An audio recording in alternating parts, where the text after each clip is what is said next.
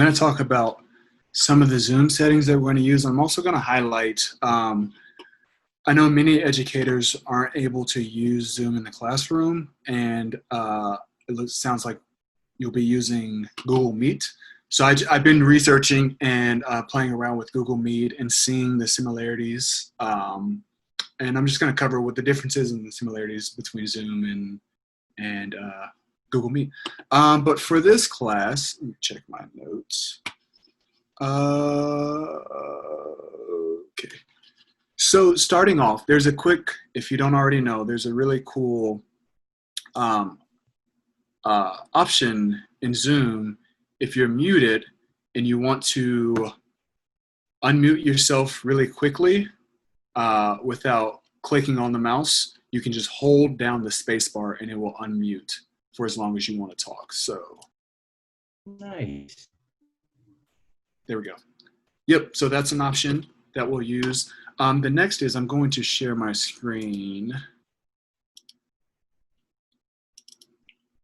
And we are going to, if you all can go into your video settings, so at the bottom left-hand corner, there'll be this stop video portion. Click on the arrow that's pointing down. We're gonna go into video settings and then make sure that the hide non-video participants option is checked.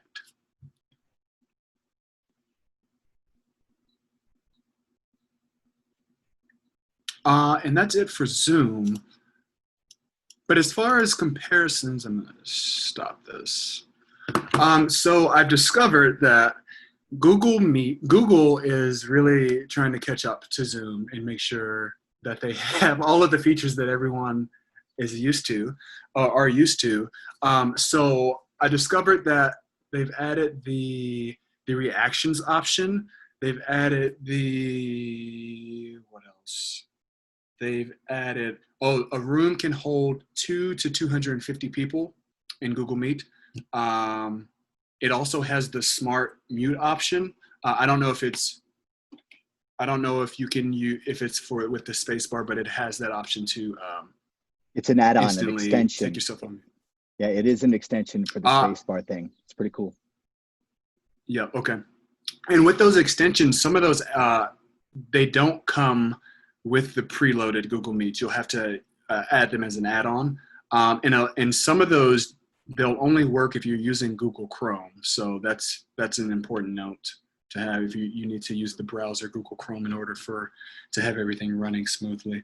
And there's also a captions feature in Google Meet, which basically it'll transcribe all of the dialogue in the conversation, and it'll save it at the end, and you can go back and read through everything that was said through the meeting.